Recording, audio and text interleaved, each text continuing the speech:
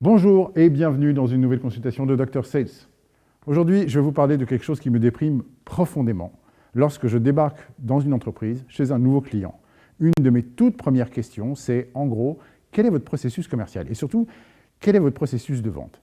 Et en général, cette question crée un certain malaise chez les directeurs généraux et les directeurs commerciaux auxquels je l'adresse, parce que la réponse est souvent les commerciaux passent des coups de fil, ils vont en rendez-vous et ils ramènent des contrats. Et ceci dénonce effectivement l'absence totale de véritable process de vente, de véritable process commercial présent dans l'entreprise. Alors qu'est-ce que c'est qu'un process commercial? Un process commercial, c'est toutes les étapes que nous allons choisir de faire traverser aux suspects, aux prospects ou aux leads jusqu'à ce qu'ils deviennent clients. Il y en a un certain nombre et sont intéressantes à détailler, mais rien que le fait de ne pas pouvoir répondre à ces questions me montre à quel point, très souvent, l'effort commercial est relativement déconsidéré dans l'entreprise. C'est un peu comme si on avait délégué cette tâche à des gens et qu'on ne s'en occupait pas, et ça a quelques effets totalement délétères. Premier effet totalement délétère. Eh bien, à partir du moment où vous n'avez pas de sales process, vous ne pouvez pas analyser votre flux. Donc, en clair, il n'y a aucune possibilité d'amélioration de la performance commerciale de l'entreprise. Et en général, ces entreprises essayent d'améliorer leur flux commercial en mettant plus de pression sur les vendeurs pour qu'ils fassent mieux leur truc, sans pour autant leur montrer à quel endroit ce serait plus ou moins efficace. Deuxième chose, par rapport aux commerciaux eux-mêmes, ne pas analyser ce processus les handicape, parce que vous ne leur donnez pas les moyens de s'améliorer eux-mêmes, évidemment. Et ça, c'est tragique, puisqu'ils ont besoin de se renforcer sur leurs points faibles, ou peut-être même d'exploiter mieux leurs points forts. Sans processus, on est dans le flou le plus absolu. Et troisième point négatif de ce flou, eh bien, à partir du moment où il y a ce flou qui pèse sur les épaules des commerciaux, ça veut dire quelque part que personne dans l'entreprise ne sait exactement ce qu'ils font. Et qu'est-ce que ça fait? Ça renforce tous les clichés négatifs sur les vendeurs qui sont dehors, dont on ne maîtrise pas très bien le travail et qui sont un peu des divas, des stars, des gens dont on ne comprend pas très bien comment est structurée l'activité. Et ça, évidemment, c'est très mauvais pour la réputation des commerciaux. Alors évidemment, bâtir un processus commercial, c'est toujours un exercice un peu sur mesure. Et évidemment, il devrait exister autant de processus commerciaux, autant de processus de vente qu'il existe autant d'entreprises, voire même parfois autant de clients. Cela dit, on peut retomber sur une excellente base méthodologique qu'on doit encore une fois à l'énorme entreprise Xerox, qui dans les années 80 a réussi à créer un acronyme de 6 lettres, que je vais vous expliquer, et qui permet en général de structurer une démarche commerciale assez pertinente.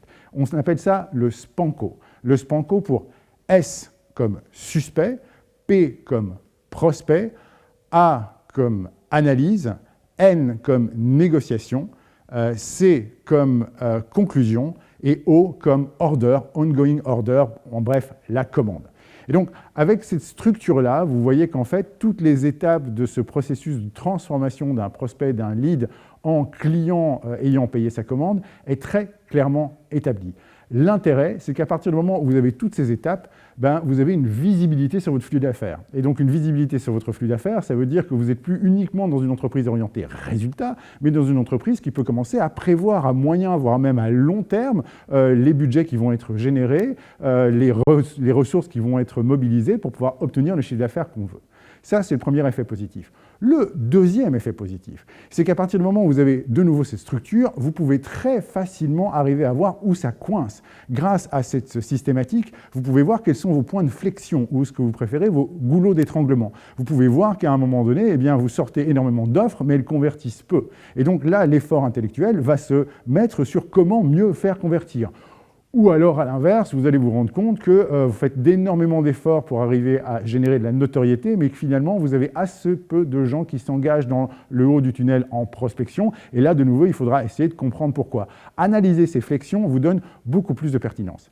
Le troisième effet, qui est sans doute le plus important, c'est qu'à partir du moment où on a fait ce premier découpage, on peut s'intéresser à l'intérieur de chacune de ces phases à comment mieux la méthodologiser et comment apporter plus de solutions. Et on va les reprendre une par une. Dans votre phase S suspect, la question est comment est-ce qu'effectivement je transforme des gens qui ne connaissent absolument pas ma marque en suspects. Donc comment est-ce que j'arrive à capter un peu leurs besoins, comment est-ce que j'arrive à les cibler, quelle méthodologie je mets en place pour créer des personas, des avatars, quel message je vais essayer de diffuser sur les médias ou peut-être sur les réseaux sociaux. Est-ce que je vais travailler avec une stratégie de marketing inbound? Est-ce que je vais travailler avec des influenceurs? Est-ce que je vais travailler avec de la pub? Tout ça sont les questions qu'on va se poser sur le premier S suspect. Dans Dans un deuxième temps, sur le P de prospect, on va évidemment se demander comment est-ce que mon entreprise doit prospecter. Est-ce qu'elle doit utiliser le téléphone à froid? Est-ce qu'elle veut un processus de prospection qui va inclure une série de mails, un contact sur un réseau social et puis enfin un coup de fil? Et combien de fois je vais essayer d'être persistant vis-à-vis de ce prospect? Est-ce que je vais envoyer de la documentation avant? On peut être très très fin dans cette phase de prospection, évidemment. Troisième point, l'analyse. Encore un sujet super intéressant à travailler. De quelles données j'ai besoin pour arriver à produire la meilleure offre possible chez mon client? Comment est-ce que je fais le relevé de ses souhaits et de ses demandes? Quelles sont les questions que je dois poser? Quelle est la grille de lecture que je dois mettre en place pour pouvoir bien comprendre et bien analyser les besoins de mon client? Évidemment, la question aussi de la négociation, qui est en fait la question de la production de l'offre, se pose immédiatement aussi. Comment est-ce que je produis une bonne offre? Comment est-ce que je produis un document qui va attirer l'attention de mon client? De quoi j'ai besoin? Quel est le degré de contribution que je vais demander à mon client pour rédiger cette offre-là? Et à quel moment j'arrive à avoir un processus de production d'offres qui soit hyper efficace, non coûteux en temps dans l'entreprise, mais qui arrive à produire beaucoup de satisfaction chez mon client? Évidemment, je ne vous en fais pas un mystère, la phase dite de closing va être très intéressante aussi à analyser. Comment est-ce que depuis ces offres bien construites, j'obtiens un maximum d'engagement de mon client? Qu'est-ce que je peux faire? Quelles sont les actions que je peux pratiquer pour aider mon client à s'engager? Est-ce que j'ai un processus de vente qui comprend un premier rendez-vous de compréhension des besoins et un deuxième rendez-vous d'engagement? Ou est-ce que je fais un premier rendez-vous et que j'envoie un devis, mais que je pratique une relance systématique? Jusqu'à combien de relances je vais? Quels canaux j'utilise pour faire les relances? Tout ça sont des questions qu'on va se poser évidemment à cette phase. Et évidemment, et parce que c'est très important aussi, la phase order, donc la phase commande, même si on a l'impression que le travail commercial est un peu terminé, est terriblement importante parce qu'en fait, le client satisfait, ce n'est pas un client qui a acheté, mais le client satisfait, c'est un client qui a reçu le produit de ce qu'il a acheté. Et donc, toute la question aujourd'hui est de savoir comment est-ce qu'on utilise cette phase de mise en œuvre de la commande pour non seulement continuer à créer de la satisfaction chez un client, mais aussi, à terme, créer de la loyauté, de la fidélité et de la recommandation. Et tout ça fait aussi partie du processus de vente et du processus commercial. Le but d'une entreprise en général, ce n'est pas d'avoir une entreprise qui vend des produits, mais avoir une entreprise qui réussit à créer des clients qui eux-mêmes créent des clients. Et une dernière chose, pour que ce processus commercial, ce processus de vente soit réellement efficace, beaucoup d'entreprises dans les 10 dernières années se sont rendues compte que ce processus devait être aligné à un autre processus. Et vous vous demandez sans doute à quel autre processus il doit être aligné? Eh bien, j'aurai le plaisir de vous répondre dans une prochaine consultation de Dr. Sales. N'oubliez pas que la santé de votre entreprise dépend avant tout de la santé de vos ventes et à très bientôt.